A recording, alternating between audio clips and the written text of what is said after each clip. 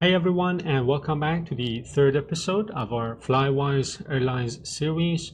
In our last episode, we went deep on log levels and categories. Today, we are going to take a look at how to configure logging using app settings JSON, how to filter logs for different environments, and how to use the powerful concept of scoped logging to add context to our logs. By the end of this episode, you'll be able to set log levels from your configuration files, filter logs by category to reduce noise, use different logging rules for your development and production environments, and use ilogger.beginScope to add rich contextual data to your log messages. So again, I hope you've already watched the previous episodes. If that's not the case, make sure you do, because we are going to talk about the things which we already discussed in episode number 1 and 2. Don't forget that you can get the link to the whole solution using the code to the whole solution using the link in the description. And I have created a separate branch for episode number 3. So let's talk about configuration-based logging, right? One of the great features of ASP.NET Core is that you can centralize your logging behavior in your app settings file. So this allows you to adjust the verbosity of your logs across different environments like production or development without having to recompile or touch your application's source code. Again, if you want to know more about environment-based configuration, as I told you in the previous episodes, I've got a playlist on my YouTube channel, A Coder's Journey, that you should definitely check out. Let's continue and talk about customizing the app settings file to implement logging filter. So let's start by adding a specific logging filter to our main app settings file. Again, as discussed previously, when you create a web API project, you get the base app settings file and another one for the development environment. And of course, you can add a third one or a fourth one for production, staging, and so on. So the thing is, you can, filter the log levels inside of the, different app settings files that you have. So this, configuration that you can see here on the screen is using something called category-based log filtering. And this is something that we briefly discussed in episode number 2. We are setting different minimum log levels for different categories inside of our application. And we kind of saw this in action in the previous episode as well.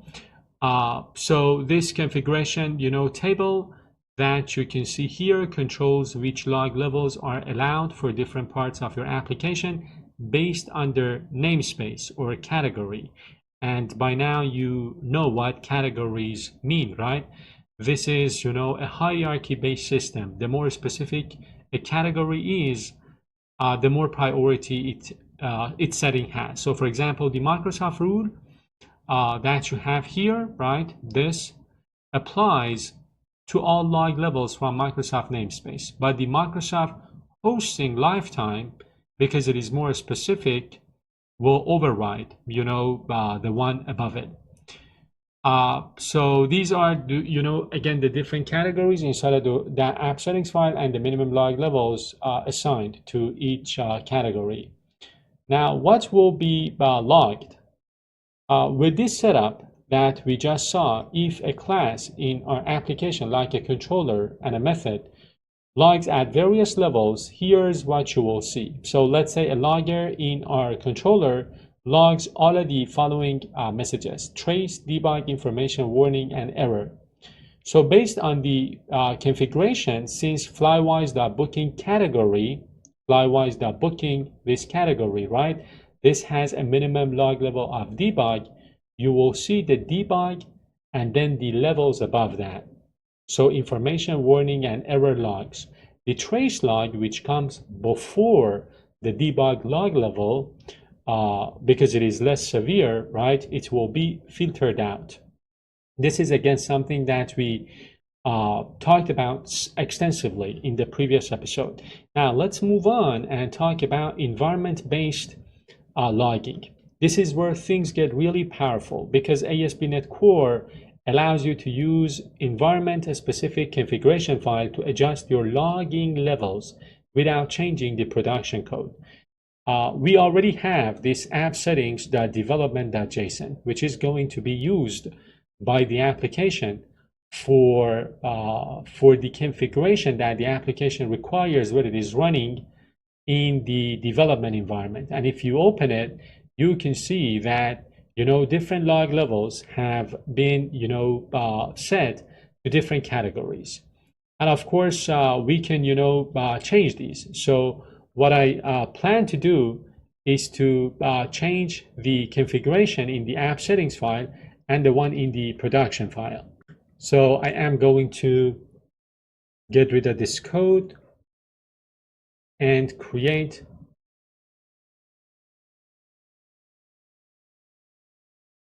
this configuration. Let me clean up the code a little bit. So again, we have logging and the different categories and the different minimum log levels for when the application is running in the development environment. And what I want to do now is to copy this file, right? And then paste it. I'm going to paste it here, but I'm going to change this to production. So this file is going to be used by the application when it is going to execute in the production environment.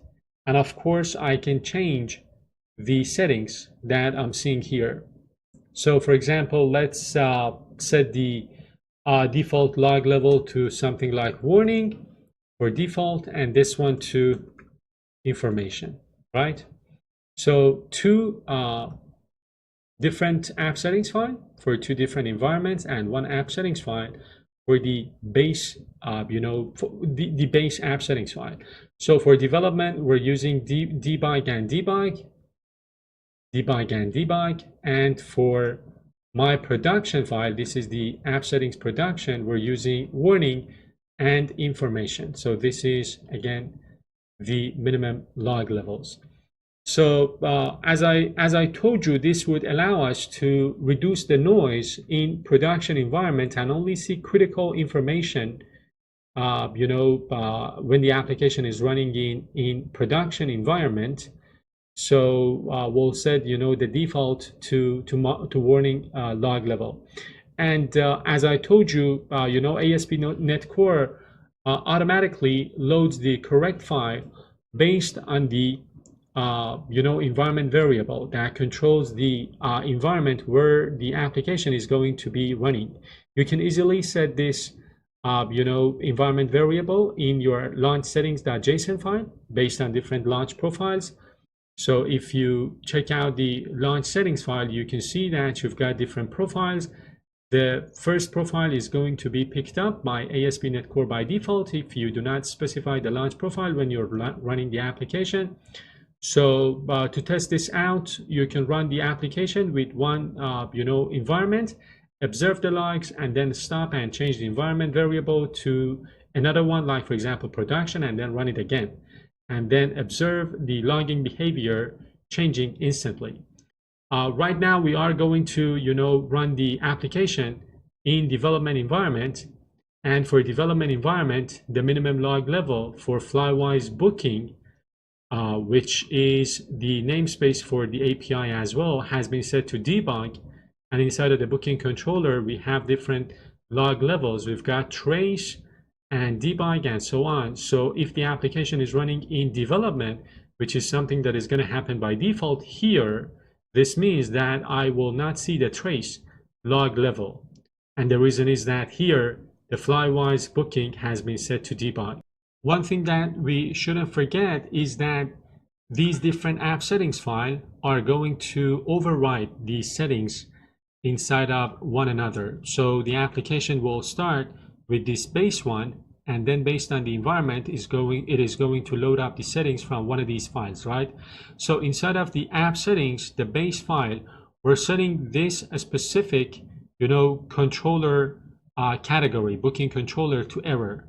So if we want this to work inside of the development or production, we either need to use the same, a specific category, or we need to change this specific category to Flywise booking, because we're using Flywise booking in these two. So always remember, the more specific category wins or takes precedence. Here, this category is more specific than the Flywise booking. So what I am going to do is to change this to Flywise booking. So the application will kind of first start with app settings.json. The Flywise.booking will have the minimum log level of error, but because we have a specific app settings file for development, that will be overwritten to debug. And then of course we've got different log levels here. So I do not expect to see trace, but I expect to see debug when the application is running in the development environment.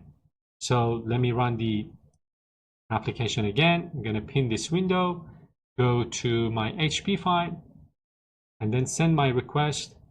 As you can see here, I'm seeing debug, info, warning, error, and critical, but I'm not seeing trace. But if I stop the application now and go to my line settings file, change the development to production to run the application in production environment. In production environment, I have set the Flywise booking to information. And if I check out my controller, this is the info log level. So I do not expect to see trace and debug, but I do expect to see info, warning, error, and critical. Let me run it one more time. And then send this again.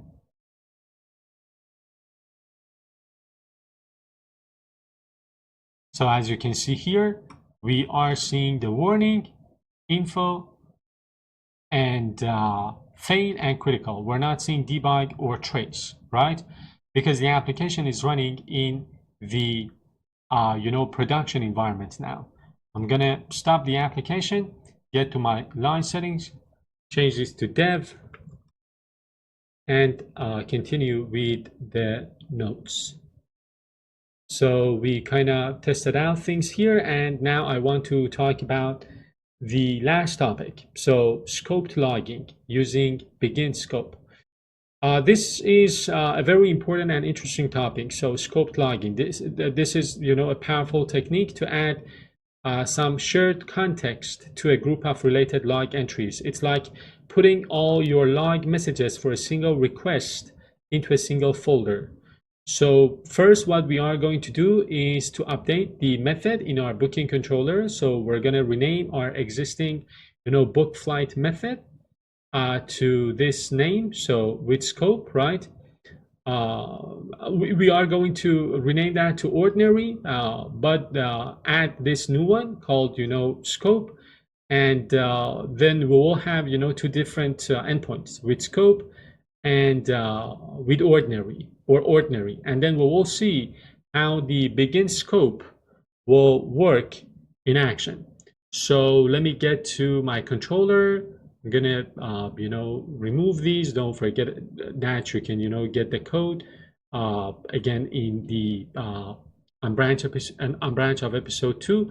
I'm gonna uncomment things here, and I am going to change the name to this to ordinary, and then I am going to add another post endpoint called scope with scope, and then I am going to test it. So let me start writing the endpoint. Very similar to the code in the previous endpoint. The only thing is that we are using scopes to share context with our different log messages. So as you can see in the scope, we are setting passenger and flight number using the booking.passenger.full name and booking.flight number. And then we are doing some logging. We're logging a debug statement with the booking, and then a log of warning, and then another one with log information. And then we are, doing a log error. So this is how scopes work. Now to test this, we need to send, a post request to this endpoint. But before I do that, I want to talk about a couple of things here. So the key part here, as I told you, is the using logger.begin scope. This creates a log scope that automatically attaches the key value pairs that you have provided here, right? In this case, the passenger and the flight number to every log message written inside that block of code. So this using statement, this is extremely helpful for debugging and searching your logs in a logging platform like Kibana or Seek. You can easily filter all of your logs for a specific passenger or flight number. So let's get to the notes. Take a look at this. So as you can see here, the console output might look like something like this, where you can see the passenger and the flight number in every single log message that you're doing. So the context from the scope is automatically prepended, as you can see here, to each log message. And we are going to test this, by the way. But before we do that, let's talk about the benefit of using a scope. If you think of logging without scopes, like having a list of disconnected messages, and of course that's difficult. I mean, it is difficult to see which logs belong to a single user's request. But with a scope, it's like grouping all of those messages in a neatly organized folder labeled passenger John Doe flight something. This is essential for correlation, a topic that we will see in future episodes, meaning that you can easily group all your logs related to a single booking, even if they span multiple classes. Filtering in log viewers. So centralized logging tools can easily filter by these contextual properties that you automatically attach to different log messages. And of course, troubleshooting complex flows, meaning that scopes are invaluable really in distributed systems where a single transaction might cross multiple services. Now, to see the scope output in the console, we need to add another thing to our app settings file. So in our logging configuration, we need to add include scopes to true under the console section in our app settings file. So inside of my app settings file here, before defining the different log levels, I'm going to set the console to include scopes. Then I'm going to clean up the code a little bit.